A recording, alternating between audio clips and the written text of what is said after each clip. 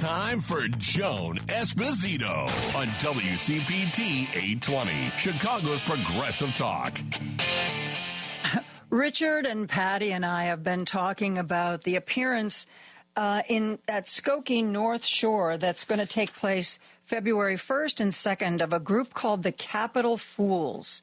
This is a group that anybody who's listening to this radio station is really going to enjoy. They take whatever is going on politically and they turn it into skits and they turn it into songs.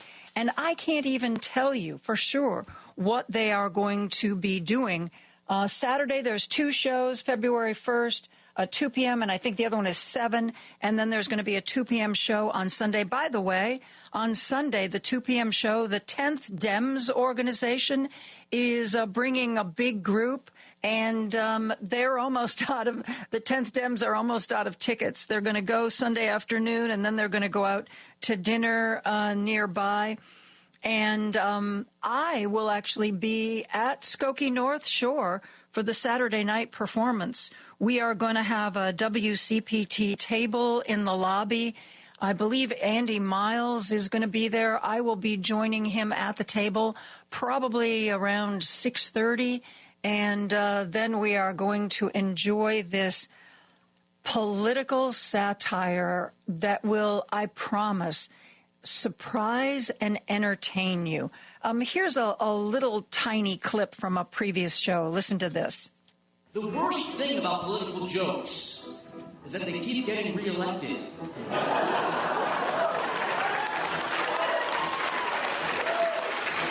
Scandals in Congress and humiliation. Joe Biden's latest mispronunciation. You can't say gay to folks in the right wing. These are the Capitol Fools' favorite things.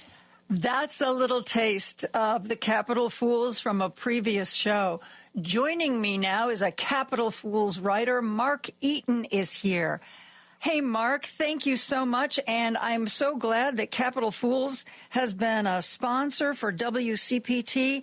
I can't imagine another group that we are better in tune with than the Capitol Fools. We are liberal. You are liberal. You are definitely funny. And we sometimes try to be funny. Well, Joan, you know, it's a very target-rich environment these days, Oh, my God. Quite honestly has been, you know, for the entire existence of political comedy. I guess we could also say the same thing. But we're just thrilled to come back. You know, we have this is kind of a group that formed out of the ashes of the Capitol steps, and we've got a very long history going back many, many years to coming to Skokie and North Shore. Always great crowds, always a fun show, and we hope a lot of folks will turn out. You know, how do you guys adapt so quickly? Because I've seen your performances before, and things that literally just happened suddenly are part of your show. Do you, write up until the time, that you take the stage? You know, if it's a big enough story, we certainly try to. I mean, there's plenty of occasions where a song, you know, you're maybe hearing it for the first time it's ever been done because it's just such a story you want to get it in the show. That can be a little stressful, you know, as a general matter. You know, the 25, 30 numbers, political satire songs and skits is kind of set. But everything's in flux. I mean, if something big comes down the road, we feel like we've got to respond, and we'll hit the rhyming dictionary or see if anybody has an idea pop into their head for a quick song, and we'll try to throw it in. Yeah. And just as that clip showed, you always get such a great audience reaction. I mean, you know, I don't have to worry about warning people about your take on things because we are the kind of audience at this radio station who will eat your stuff up. Well, we do. We also try to be equal opportunity offenders, as we like to say. You know, sometimes somebody will be like, "Well, you know, you're picking on those guys a little too much. That's our people. You know, don't pick on our side. Just hold on because we're going after the other side next." So, you know, we try to play both sides of the aisle. Well, you know, I mean, if somebody does something that crosses a line or is absurd, that's, I think, what you guys focus on. more so than, oh my gosh, it's my party. I can't make fun of what this person said. Well, actually, yeah, you can. Yeah, exactly. You absolutely can. If we can't laugh at some of this stuff, it certainly is going to make us cry, right? So, trying to unite the country one laugh at a time is kind of the vibe that we're going for. Well, in the shows that I've seen before, you've certainly hit the mark. Can you give us a little hint, just a little tiny baby hint of something we might see? You're going to see a lot of different characters. I mean, obviously, we're going to see President Trump. You're going to see former President Biden. You're going to have Kamala. You're going to have Vance in the show. You might see Zelensky. We do some things, kind of outside of the realm of the Beltway politics. We're talking about those poor astronauts that are stranded up in space. We've got a thing on them. We've all forgotten about them. Exactly. Isn't that the craziest story ever? They were supposed to be up there, 2 weeks? And I think it was 8 days maybe it was 2 weeks. But can you imagine packing for 8 days and then, it's going to be 8 months? Yeah. Oh, my God, yeah. So it's thank you for that. When you guys are sitting down to put this show together, does anybody ever say, that's too sad, we can't do it, or there's no way to make that funny, or that's a line we shouldn't cross? We rarely have a performer say that. I mean, we all kind of, we all have a filter that knows what can and can't be in a show. We have written plenty of songs that we think are pretty funny and perform it and receive polite golf applause maybe from the audience. I mean, the audience ultimately decides what's going to be in the show. Mm-hmm. One time I wrote of kind of what I thought was a very funny song about a Northeastern, we'll say an Ivy League school student who was, hello, mother, hello, father, I have joined the Intifada. And I thought it was very, very funny, and most of the cast thought it was very funny, and it was a groaner. And really? So we just dropped it. Yeah. Wow. And it happens sometimes, but typically we've done this for a long time, so we have a pretty good idea of what's gonna hit the mark. Yeah. I know that a lot of, if not all of what you focus on is politics. Do you ever, aside from astronauts stranded in space, do you ever focus on other world events? Or is there going to be a song about NATO? Not yet, but that could be very, very close. Yeah. We do some things. We'll talk about maybe, do a song about fuel prices. Eggs. We'll do some things about exactly eggs. Maybe some of the places that, a gentleman confused by the gender signs on a bathroom door. Some of the things like that are kind of social aspect as well as political. Mm-hmm. How long? I can't remember. How long is the show? You said it was 30-some songs and skits? Yeah, it's usually a mix. The show itself usually runs about 90 minutes. There's an intermission in it. So somewhere in that neighborhood. Sometimes, the show's length obviously depends on the crowd a little bit, too. Mm-hmm. Sometimes a nice raucous crowd makes the show go a little longer. But that's generally how long it takes. And I'm not sure, quite honestly, I don't know if they do an intermission in Skokie, quite honestly. I know sometimes when there's 2 shows in a day, sometimes they opt not to, but I don't know the answer to that, quite honestly. So will you be on stage? I'm afraid I will not. I only had, back in the Capitol Steps days, I did Skokie one time. I was kind of the manager and a writer and a performer kind of on, I wouldn't say emergency basis, but mostly just kind of did in-town stuff because since I had the other gig to hold down. But on emergencies, I would travel, and I had a great time in Skokie the time I was there, but I will not be there. But you've got a wonderful cast. Jack Rolls is kind of the guy responsible for putting this group back together, and he will be there along with a bunch of other very, very talented and very funny people. We need to take a break, Mark. If you will hang on, I'd like to talk to you a little bit more. And as a matter of fact, while we're leading into this break, I'm going to give away 2 more tickets to see the Capitol Fools. As I said, it's February 1st and 2nd. It's a Saturday and Sunday, 2 shows on Saturday, 2 p.m. and 7, and 1 show on Sunday at 2 p.m. That's the show on Sunday that the 10th Dems are going to be at in mass. You better gird your loins for that one, Mark. So we are giving away 2 tickets. If you are the second caller, 773-763-9278, 773-763-9278. We're going to give you 2 tickets. The Capitol Fools, they're coming to the North Shore Center for Performing Arts in Skokie. It's kind of right across from Old Orchard, if you're wondering where it is. You could probably throw a stone from Old Orchard and hit it. And I want you to know that the boilerplate, our contests are open to you as long as you're 18 years old or older, especially older, residents of the greater Chicagoland, Northwest Indiana area, and also southern Wisconsin. 1 entry per person, 1 winner per household, void where prohibited by law. Listeners may only win or qualify to win once every 30 days. Complete rules are on our website, WCPT820.com. Click on the contest tab. Now back to Joan Esposito, live, local, and progressive on WCPT 820.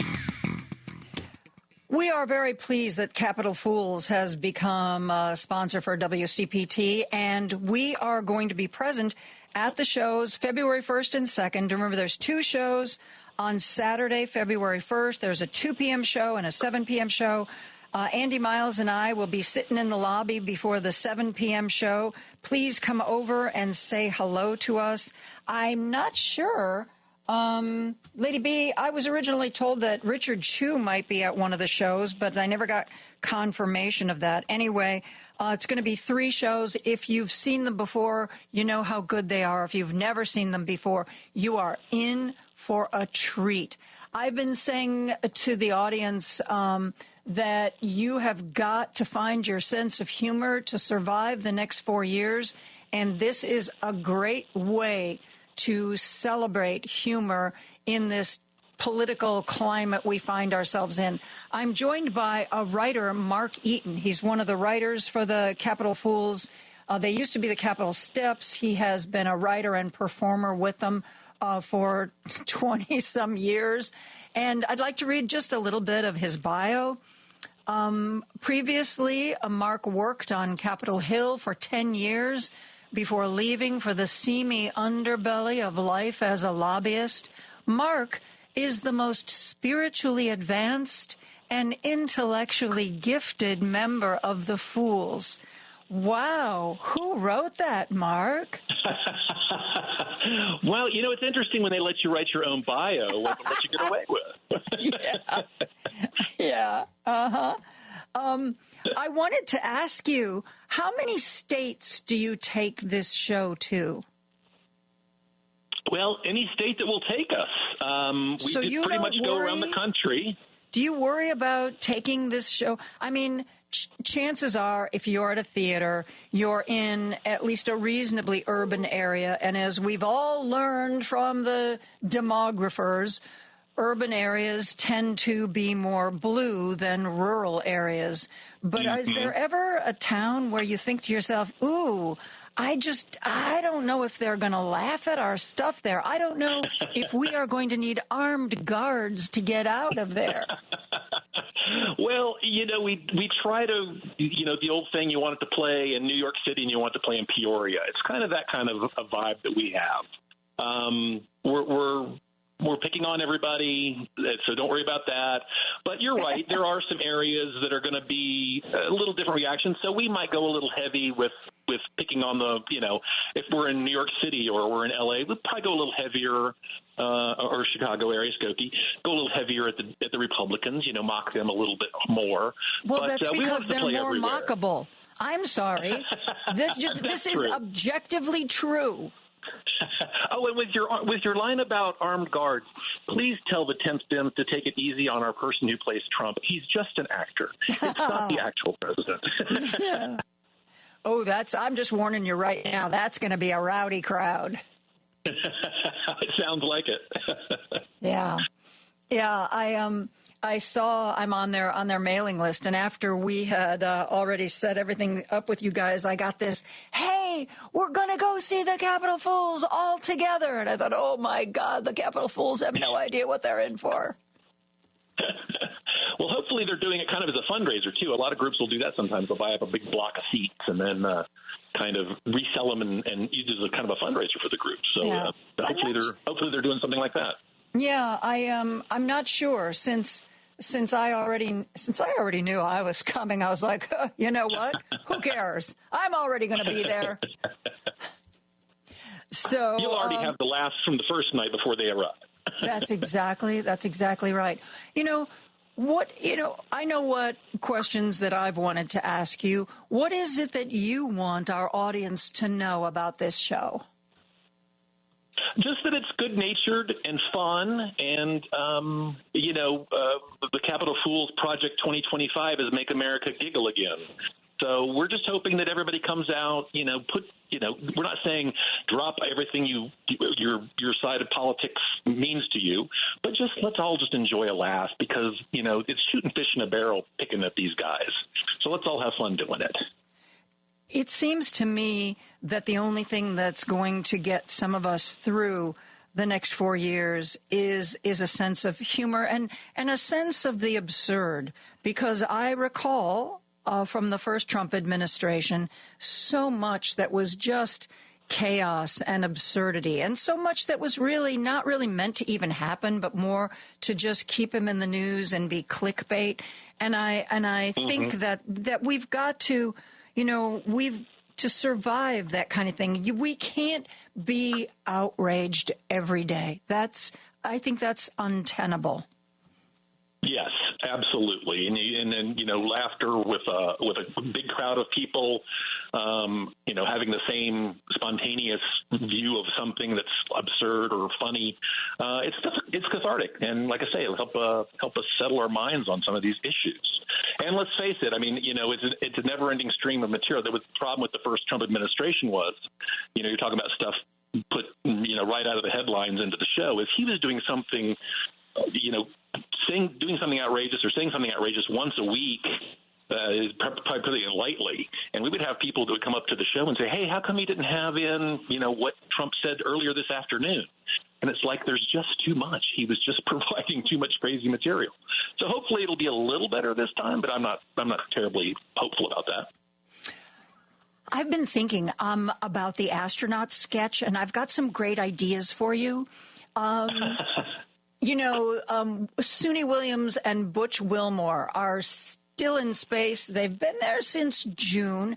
And I don't know if you saw this, Mark, but recently, probably just to, break up the tedium, either one of them or both of them went for spacewalks. Could you just see them maybe cutting through the tether and trying to just ride back to Earth on their own, hoping that maybe the suit protects them from the heat of reentry? I think that you can use that. I give you permission. I will not trademark that. I will not copyright that idea. I'm not even going to make you pay for it. Okay? Well, that's very kind. Very kind indeed. Well, their original spacesuits actually went back on the craft. These are backup spacesuits, I think, is the story. They the Boeing lunar module, I guess you would call it, or not lunar because it didn't land on the moon, but the Boeing module, they were afraid it was going to crash, but their suits had to go back with it. And it did make it back safely, so I guess they could have come home, but it's like, oh, well, we're here for another 6 months. Yeah, according to the latest news I was able to pull up, the current estimate for when they will be able to leave is no earlier than late March. Oof. Yeah. I just can't imagine. Yeah. Yeah. You see these crazy things that come across and say, would you live in a cabin with no Wi-Fi and just food for 6 months or something? And it's like, okay, that's basically what we're doing to these people. I guess they do have some Wi-Fi and some things they can check, but just such a confined space for so long when you weren't planning on it. Ugh. I know. I can't imagine. Well, I'm sure they I'm sure they screen them for, mental stability. And I think this is exactly why they do it. I don't know. I think that I would just, find the controls for that damn space station and try to just ride it in, Yeah, I don't think that thing's meant to land. I think it's just meant to circle around. You don't know that. You don't know how heat resistant it is. I think we should put it to the test. Okay, let's do it. I just remember when John Glenn went back up in space on the shuttle. I don't know if you remember that, but then the shuttle landed and they didn't open the door for a really long time and nobody knew what was going on. And apparently John Glenn was puking his guts out. And I didn't know that. Yeah, because when you've been in zero gravity, which is essentially, they might be microgravity, but it affects your body. And then when you come back to gravity, apparently you get really very nauseated. And I just remembered that everybody was like, oh, my God, what's going on? Why aren't they opening the door? Why aren't they opening the door? Well, I'm sorry, but Mr. Glenn is puking, and when he is done, we will come out. So I just, this is just awful. I know there's one of the training exercises that they do for the astronauts is it's a plane, but it's padded, and it does a roll down where it's essentially creating weightlessness. For a short period of time. And I believe they call that the vomit comet because everybody gets down, they all start barfing their brains out. Yes. And frankly, I get a little queasy just looking at video of that plane and those poor folks. Anyway, I have gotten seriously off track. But Mark Eaton, thank you so much for being here. Thank you so much for the Capitol Fools teaming up with WCPT. I look so forward to these performances. February 1st, February 2nd, North Shore Center for the Performing Arts in Skokie. Tickets still available. We don't have any more to give away for free. So, folks, you got to call up North Shore Center for the Performing Arts or go online and get some. But I really hope to see everybody there. And, Mark, thank you so much for joining us. Joan, it was a pleasure. Thank you for having me.